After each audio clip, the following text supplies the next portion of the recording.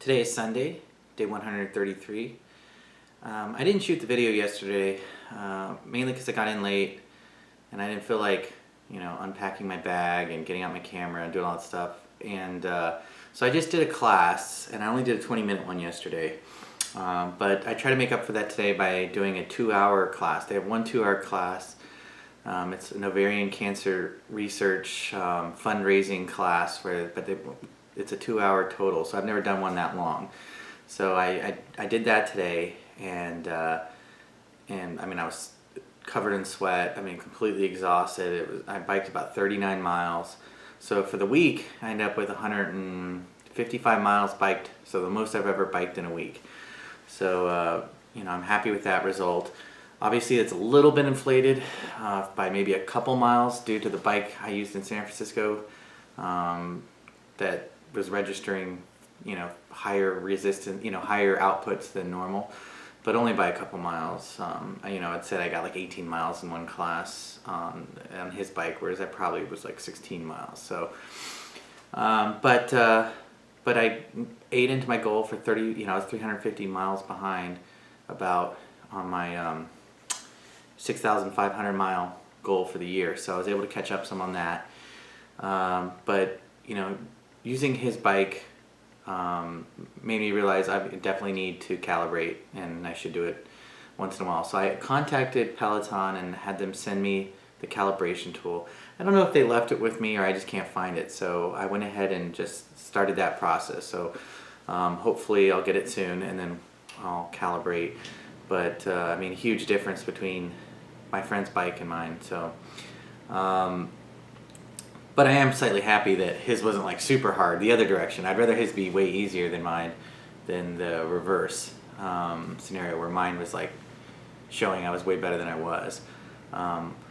But yeah, so that just shows you, you can't really go completely off the leaderboard output, especially when you see people like, I don't know, sometimes like in the thousands range. It makes you question whether they're really getting that kind of output. But I think as long as you kind of compare yourself to yourself, and how you improve over time, that's really all that's important. And then you recalibrate once in a while, so won't be too big of an issue. But when they're talking about high outputs, like 200 watts should feel really hard, right? Sometimes they'll say, okay, now we want over 200 for 30 seconds or whatever. That should feel really hard, or barely doable. It depends on how conditioned you are, obviously. If you're already like a professional athlete, then maybe not. But for me, I don't think I'm that far off on the bike. Only because when they telling you to go all out, it is really hard for me to do what they say to do. So when Robin's class sometimes she'll be like, all right, we're going 300 watts, and I can barely hit 300. So. But again, I could still be a little high, and maybe certain pockets of mine are, because I don't know how it works. I don't know how calibration works. But it could be the case that maybe some lower resistances are too easy, and maybe some of my high resistance are too hard. And so, you never know. It could be fluctuating in there. So, might not all be like one uniform thing. But either way, I don't think you should be too hung up on whatever your numbers are compared to everyone else, and more just focus internally on what you've done in the past. Now that being said, it's kind of fun on the leaderboard to try to overtake people. But you're always looking at people that are right around you. So I'm not paying attention to the people that are like, 100 kilojoules ahead of me. I don't even see them on the leaderboard. I'm always just looking to the people that are right around me. So within that, does it really matter if someone else's bike, let's say you're hitting 500 kilojoules in a class and someone else is at, 501, right ahead of you.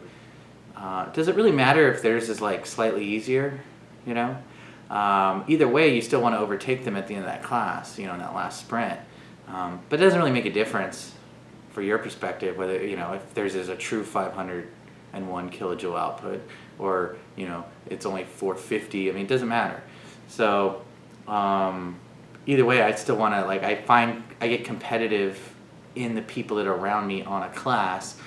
And then it doesn't really matter on that side, So anyway, that's just my thoughts on it. I still, like I say, love doing the classes, and I don't necessarily. The one thing that is slightly annoying is now I will never hit a personal record. I'll probably never break that 780. So I'm still going to consider my 601 as my record. I'm not going to consider that 781 as my record, even though Peloton does. And I could theoretically, I guess, delete the class, but I don't want to delete it. You know, it was hard work, and I did push hard during that class. So, but mentally, my record's still 601.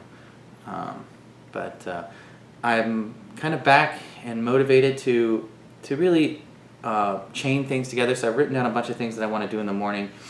But, you know, I think a big part of it is I'm focused again on what my goal was, right? So my goal was to get in shape and lose a lot of weight. And I kind of, you know, gradually, and I know you go through the motions in life, but I know I may say I'm motivated or not, but, you know, it's not really truly believing it. I'm motivated. I'm going to finish strong this last third of the year, right? And really I'm going to get below 20% body fat. So I have a way of doing that. I have what I plan on doing.